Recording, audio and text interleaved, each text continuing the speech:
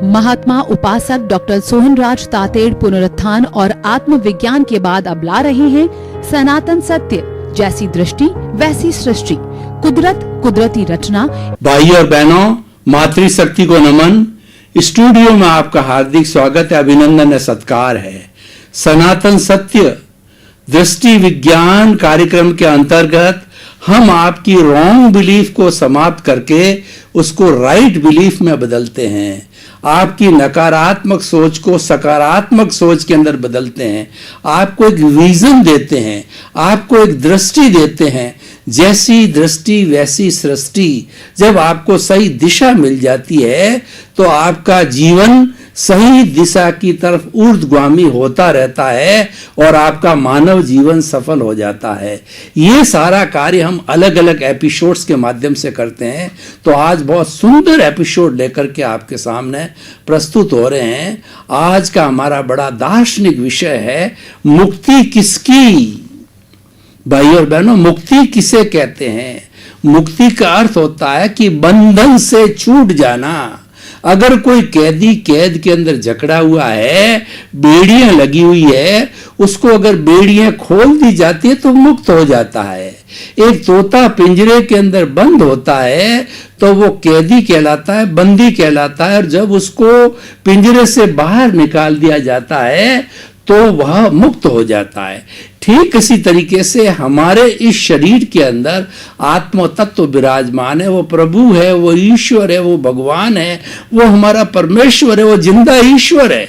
मैं बोल रहा हूं, ये कौन बुला रहा है? मैं हाथ हिला रहा हूं, ये कौन हिला रहा है? मैं मन वचन काया की सारी क्रिया करता हूं, ये कौन करवा रहा है?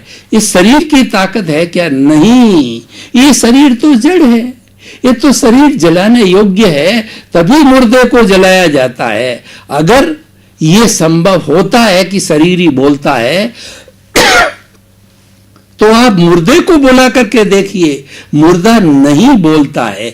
इसका मतलब यह होता है कोई न कोई ऐसा तत्व है जो सब चीज का, इस पूरे शरीर का संचालन करता है। वह हमारा आत्म तत्व है, जीव तत्व है। विज्ञान की भाषा में वह कॉन्शियसनेस है। असंख्य चेतनामय परमाणुओं के पिंड को हम चेतना कहते हैं। वो हमारे भीतर है, वो जीता जागता ईश्वर है, प्रभु है। उसकी हमें भजना कराना है। और देखिए, मुक्त दोनों होते हैं। कोई भी व्यक्ति रस्सी से बंधा हुआ होता है तो रस्सी भी बंधी हुई होती है और बंधा हुआ व्यक्ति भी बंधा हुआ रहता है। जब उनको दोनों को अलग कर देते हैं, रस्सी को खोल देते हैं, तो रस्सी भी मुक्त हो जाती है और वो व्यक्ति, बंधा हुआ व्यक्ति भी मुक्त हो जाता है। तो इसी तरीके से जब हमारे शरीर के अंदर आत्मा और शरीर रूपी जो ये जड़ तत्व है, दोनों मौजूद है, तो मुक्ति इस जड़ तत्व की होती है, इस शरीर की मुक्ति होती है। क्योंकि हमारी चेतना जो है, हमारा प्रभु है, वो तो ऑलरेडी मुक्त है। वो तो मुक्ति अवस्था के अंदर ही है।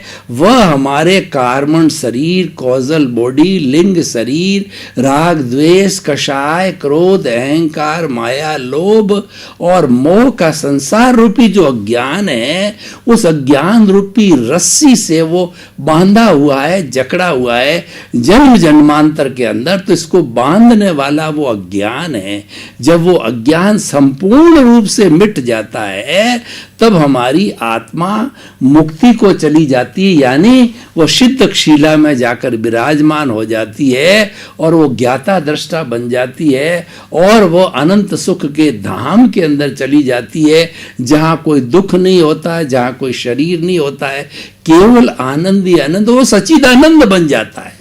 सच्चिदानंद का मतलब तो होता है सत्य, चित्त और आनंद।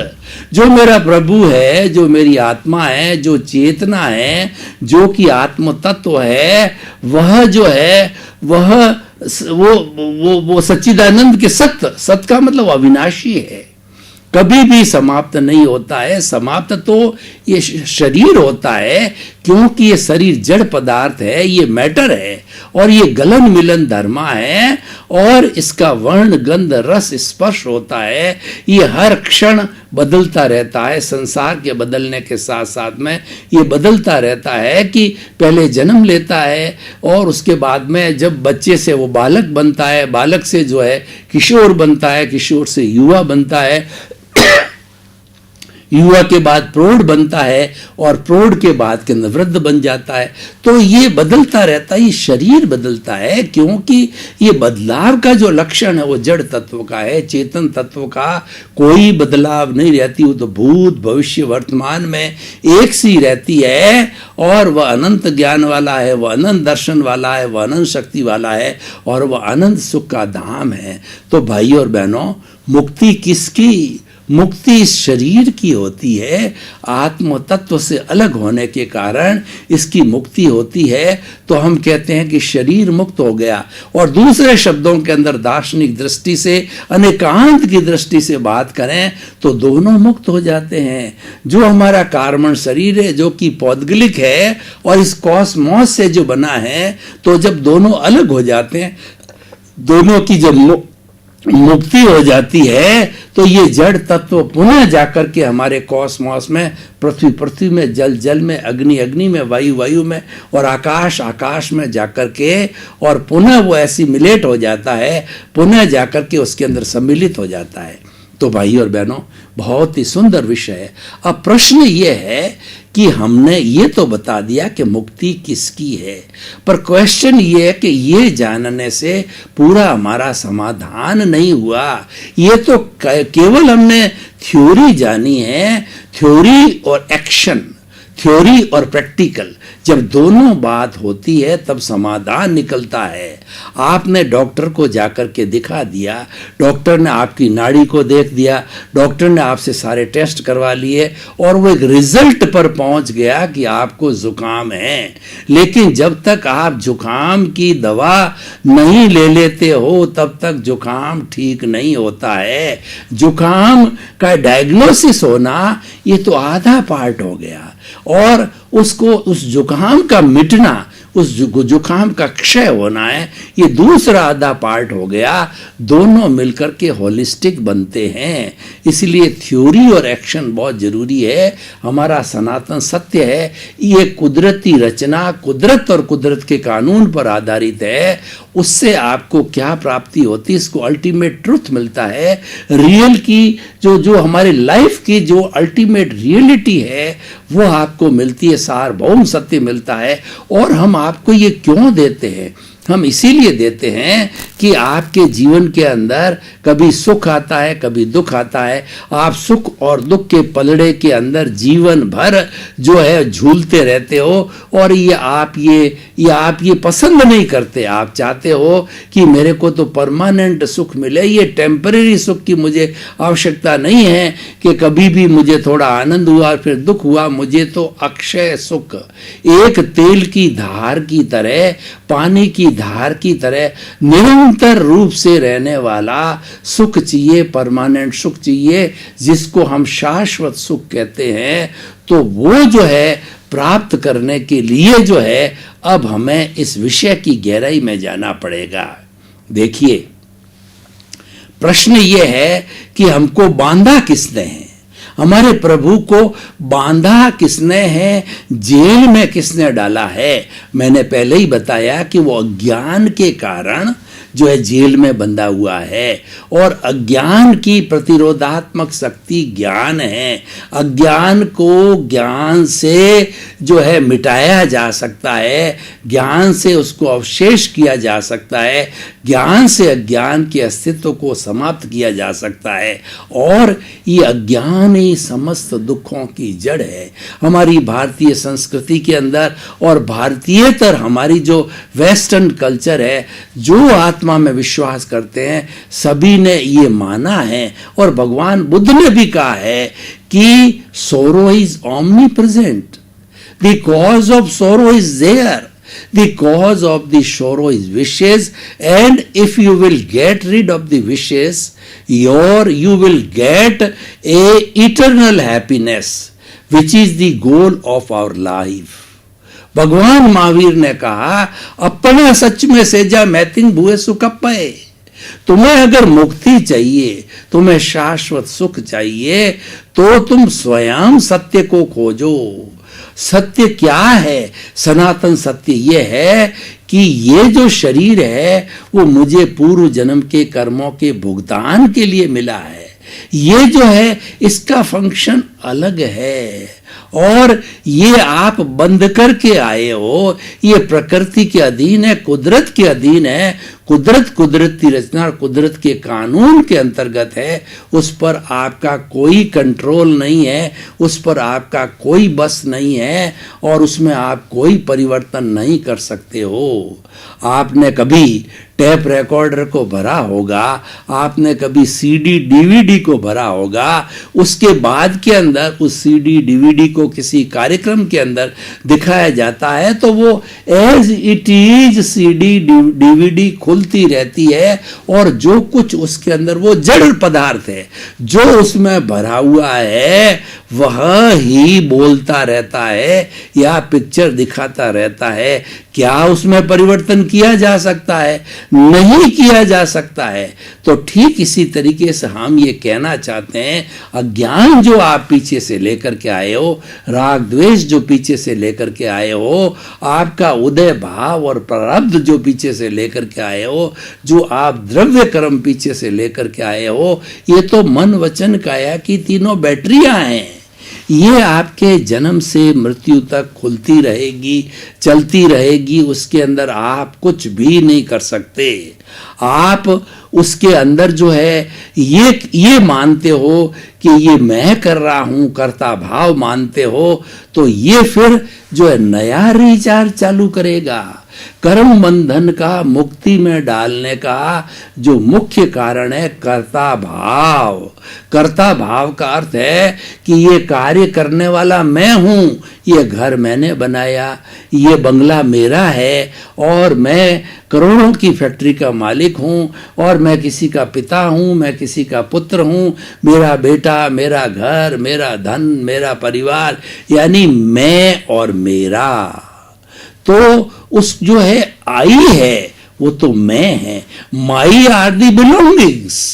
इसीलिए I plus my is equal to cause of the sorrow, is equal to बंधन। अब आप उस आई में से माई को निकाल दीजिए। I minus my is equal to permanent और जो है वो सुख कहना चाहिए, शाश्वत सुख कहना चाहिए। तो इसका मतलब ये है कि मैं कौन?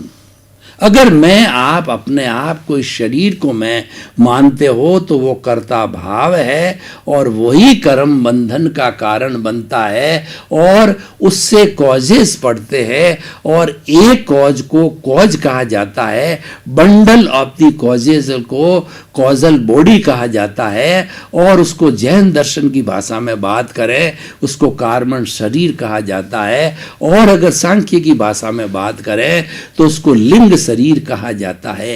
यही बंधुओं, यही जो है लिंग शरीर है, यही हमें मुक्ति में डालने वाला है, यही हमें बंधन में डालने वाला है।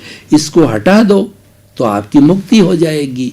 इसका मतलब ये हो गया I plus causal body is equal to संसार, I minus causal body is equal to मुक्ति।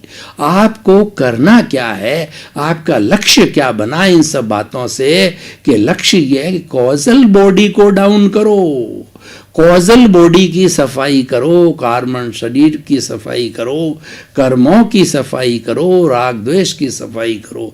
ये सफाई कैसे करें?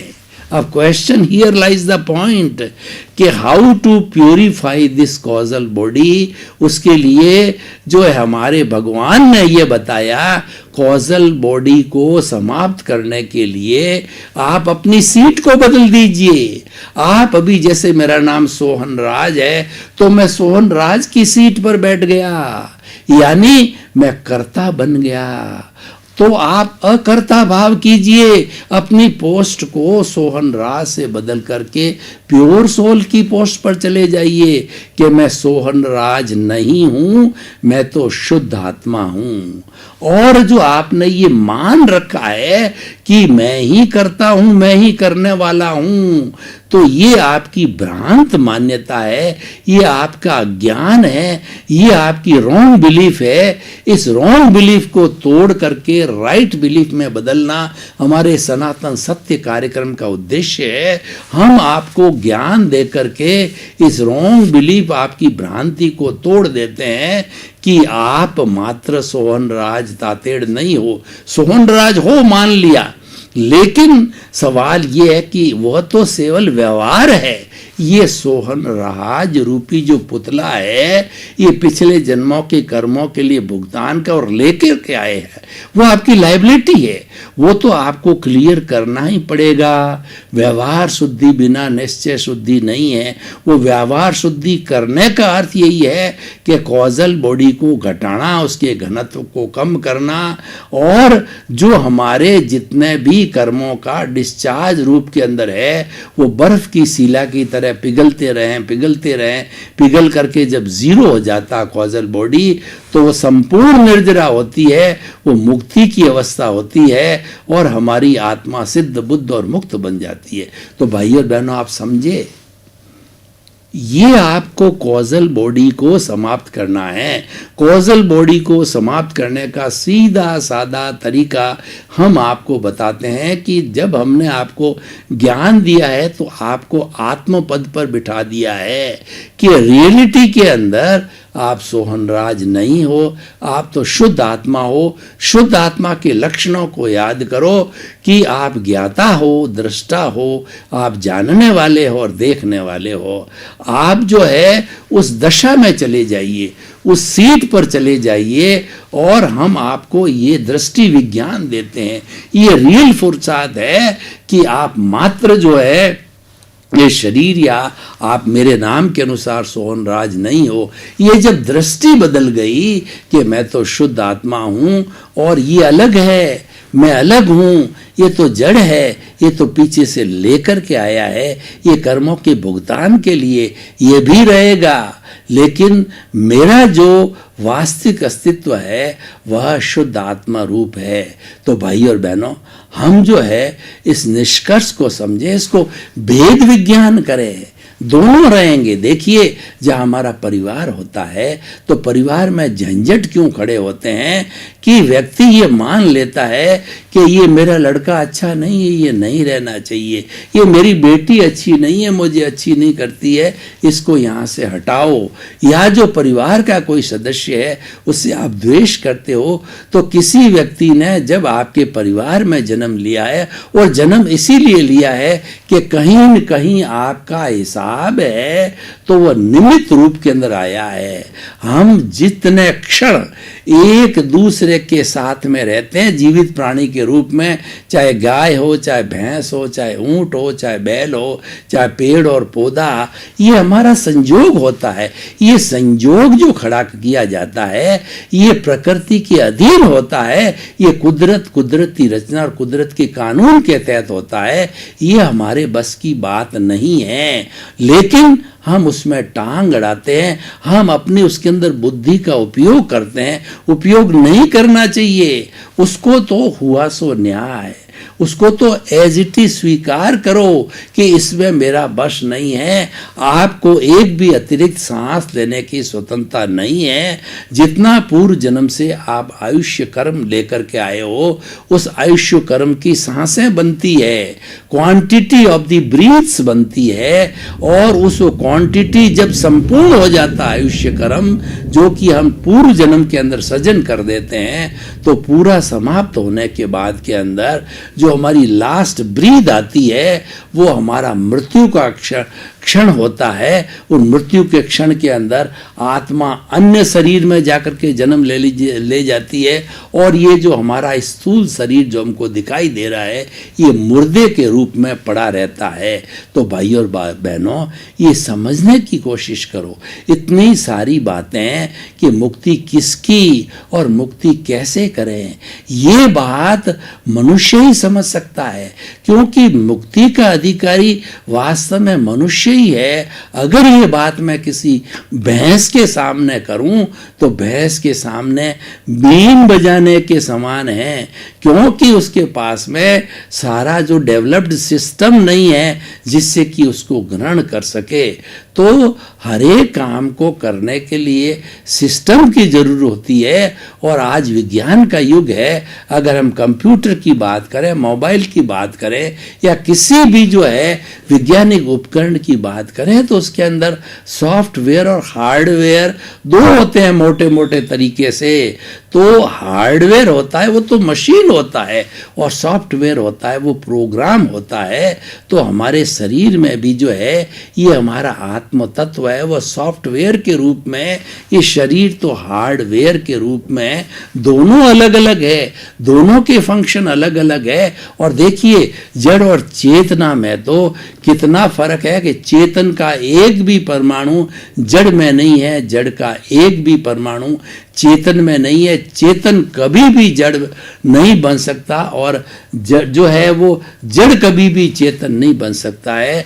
दोनों का मिश्रण हो सकता है, दोनों कंपाउंड या यौगिक बन सकते हैं, लेकिन वो टंकोत्कीर्ण रहते हैं। टंकोत्कीर्ण का अर्थ क्या था, समझने की बात है।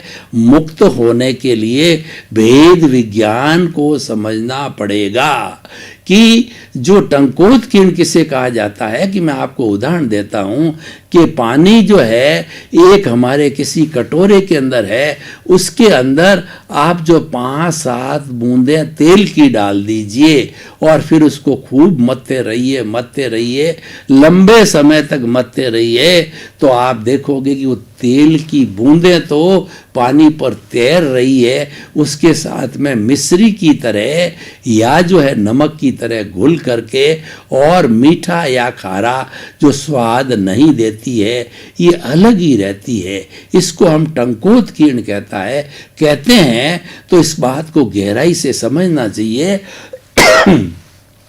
आत्मा अलग है, शरीर अलग है, दोनों मिले हुए हैं। दोनों मिले हुए होने के कारण ये शरीर मिश्र चेतन बन गया। और मिश्र चेतन का मतलब ये है कि यह भी चेतना की तरह ही कार्य कर रहा है। हाथ हिला रहा है, बोल रहा है, खा रहा है, पी रहा है, मन वचन काया की सारी क्रिया कर रहे हैं, क्योंकि इसके अंदर चेतन तत्व, आत्म तत्व की प्रेजेंस से हाजिरी है। उसकी हाजिरी से ही कर्म बनते, वो बांधता नहीं है। कर्म कर्म को बांधता है, यानी राग द्वेष को तानता है, सजातीय तानते। ये दोनों सजातीय नहीं है। वो आत्मा तो मात्र ज्ञाता दृष्टा रूप के अंदर है, वह बिल्कुल अलग है, लेकिन उनको ज्ञान नहीं है। भाई और बहनों, आपका बहुत बहुत धन्यवाद। आप हमारा ये सनातन सत्य कार्यक्रम देखते रहिए। सनातन सत्य के माध्यम से आपको यूनिवर्सल ट्रुथ मिलेगा, सार्वभौम सत्य मिलेगा, लाइफ की अल्टीमेट रियलिटी मिलेगी, कि उसको प्राप्त करने के बाद में आपको कुछ भी प्राप्त करना शेष नहीं रहेगा। हम आपके मानव जीवन को धन्य बनाना चाहते हैं। सर्वे भवन्तु सुखिनः, सर्वे सन्तु निरामया। इसी क्रम में आपके प्रति मंगल भावना शुभकामना। महात्मा उपासक डॉक्टर सोहनराज तातेड़ पुनरुत्थान और आत्मविज्ञान के बाद अब ला रहे हैं सनातन सत्य। जैसी दृष्टि वैसी सृष्टि, कुदरत कुदरती रचना